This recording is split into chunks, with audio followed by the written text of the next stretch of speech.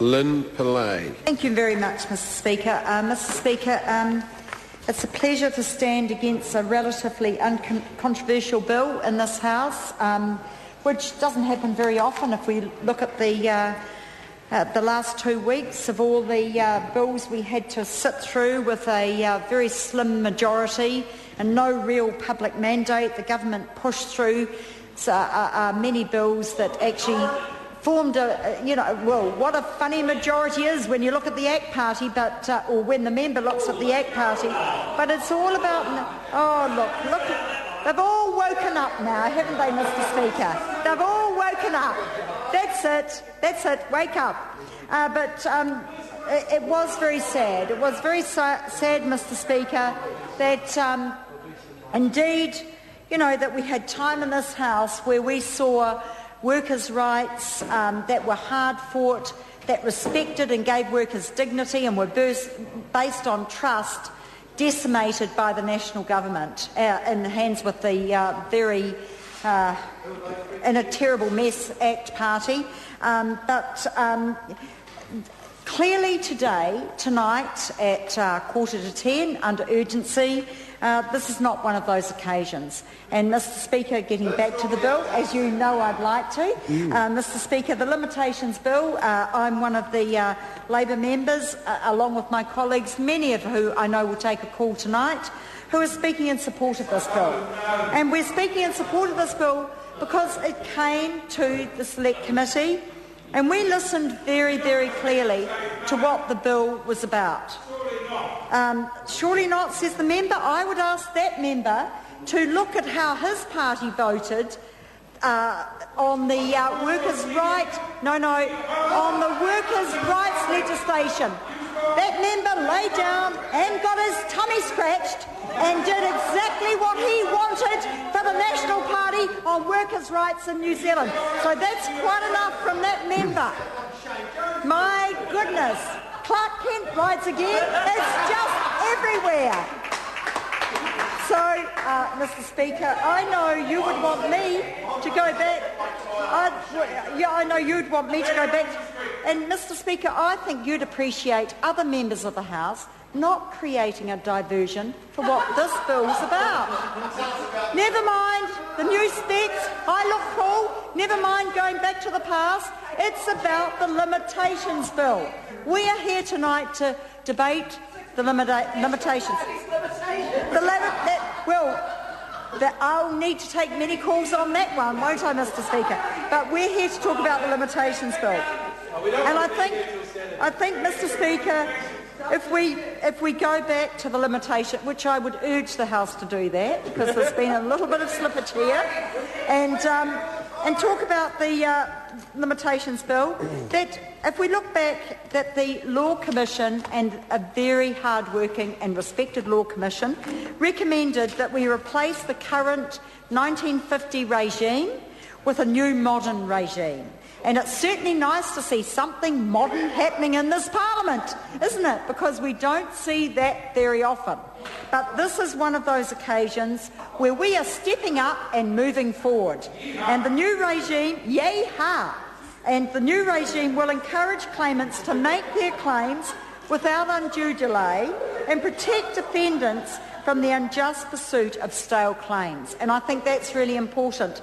And I know that we in the committee, and I want to acknowledge here Chester Burrows, he's a very hard-working, he's looking a little bit tired at the moment, reclining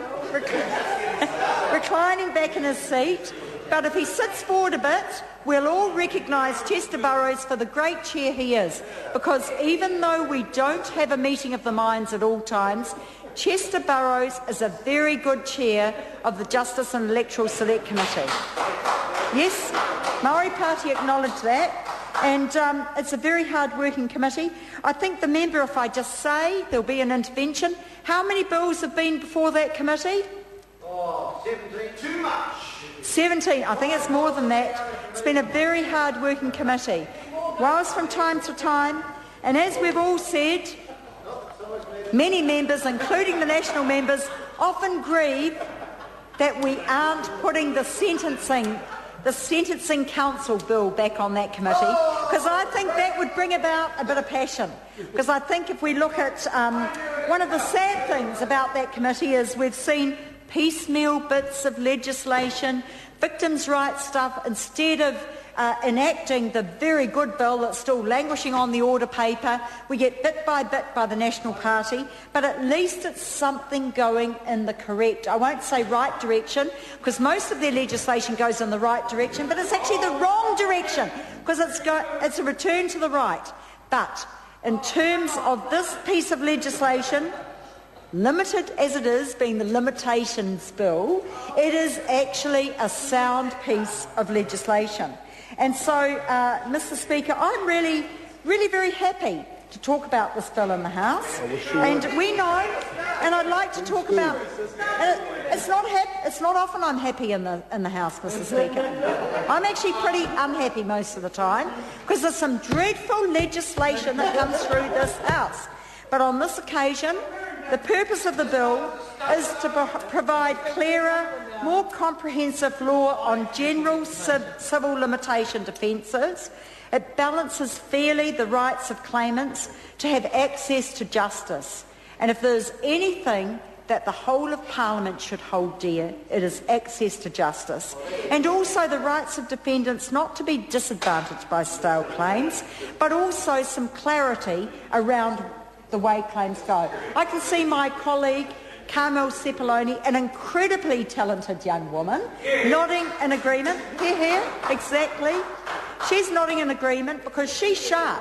She's picked up not only her portfolios, all the interests, she's really onto it in terms of justice matters as well. Now, in terms of,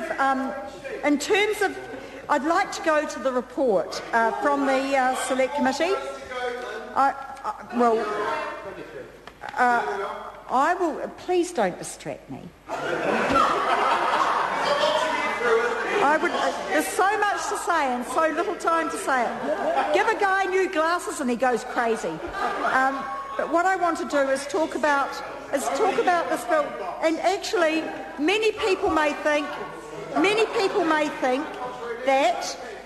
that the Law Commission did a fantastic job. We had a piece of legislation before the House and that it would go to Select Committee and come back. But no, that wasn't the case. And I want to acknowledge once again, as I usually do, the fantastic staff, and I can see Chester Burrows nodding in agreement, the fantastic staff on the Select Committee who give us incredible support and the advice. And indeed there were many changes that were made to the bill.